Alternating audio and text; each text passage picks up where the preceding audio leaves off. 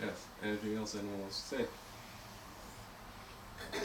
Isn't it worship also is doing something good, doing something Everything. Yeah, it's not only No. pray. Worship is not worship is not just pray. No. Sitting down can be a worship because you're remembering Allah. You drinking is a worship. You being with your family, with your wives, with your children, that becomes a worship. Now, what makes it to become a worship? When it is zikr. Because the essence of worship is zikr.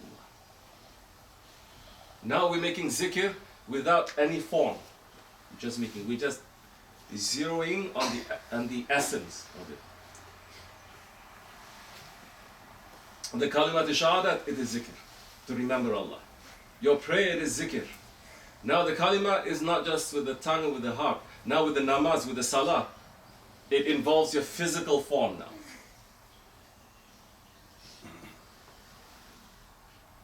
After the salah is what? Sawm. You fast. That is also zikrullah. I mean, you can fast to lose your body weight, but that's not fasting. It's not the same, no, not at all. One is for your nafs, the other one is for Allah. You can have the form perfectly, you can be reciting Quran beautifully.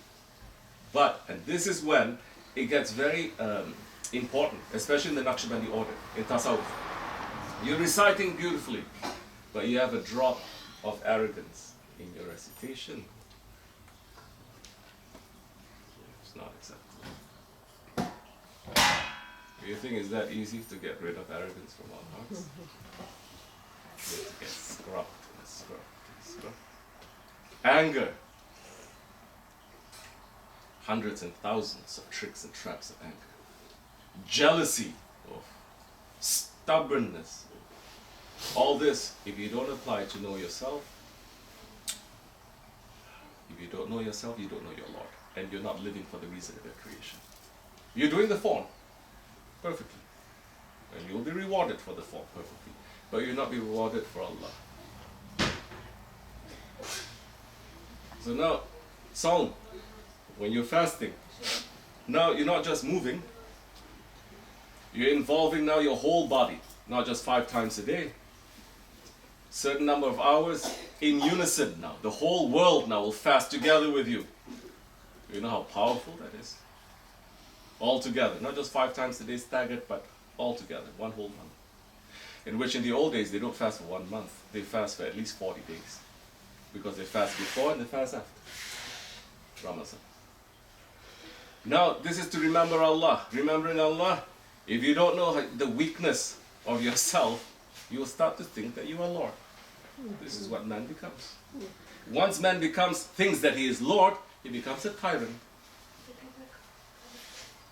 You understand?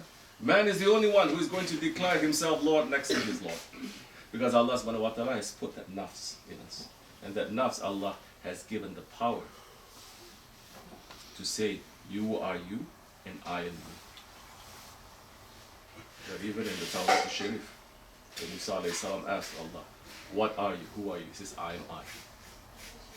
But the nafs, when Allah created the nafs, the ego that is inside of every one of us, brought him to his presence and said, who are you? And who am I? The nafs says, you are you and I am me, declaring lordship. When Allah subhanahu wa ta'ala created the spirit and he asked, and the spirit says, you are my Lord and I'm your creature and I'm your servant. We are now understanding mankind, their weakness, physical and otherwise. And also the strength, not just the weakness of the fasting, but the strength that comes from fasting. That whole world now is getting so excited with intermittent fasting. Right? They discovered that with fasting, intermittent fasting, you start to rejuvenate, regenerate your cells from a cellular level.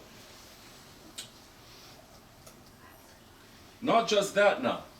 Now, the other pillar of our faith, which is what? To give zakat. Now is not only you, but what you own, what you possess. It belongs to Allah, it doesn't belong to you. You work for it, it belongs to Allah. And Allah doesn't need it. But the rest of the world, it is their rights that you have in your hands. You have to give their rights away.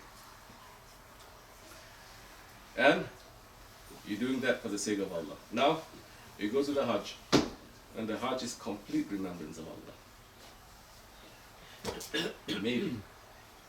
I know so many people go to the Hajj in front of the Kaaba, they start praying for a better job, better wife. Better wife. Praying for dunya. There's one person who went to the Hajj with our Shaykh. He was praying so fervently. Our Shaykh was looking at him with like, impressed. He said, SubhanAllah. Look, so khushu. He's making his dua. And he asked, what are you saying? Shaykh, he said, I'm praying to Allah to give me more so that I can leave all of my children at least $1 million each. Because right now, I can leave them only 500,000. Sincerely, he was saying. Do you understand? It is like approaching the Sultan. There was one Sultan. He had one favorite one, always being with him. The other Pashas, the other Wazirs, they got very upset, very jealous. Not understanding. This one not asking for anything. And the Sultan assembled them all one day and he says, I own everything that you see. What do you want? I will give it to you. One Wazir says, I want a palace. The other one says, I want more power. The other one says, I want more women. The other one says, they all ask. And the Sultan says, give, give. And he turned to his Iqbal, to his favorite one. And he says, what do you want? You. Yeah, Sultan, I only want you. This is what our intention is to. So remembering Allah, the zikr, that is the essence of all worship. If we worship and we don't have zikr of Allah, it's finished. If we're in the zikr of Allah and our heart is circling somewhere else, it's not too good either. But we are weak, yes. We're asking Allah for forgiveness, yes. We're trying again, yes. And Allah loves that servant who is declaring his weakness to him and saying, help me. Better than that servant who is strong. Better than that servant who is proud of his worship to Allah. Inshallah.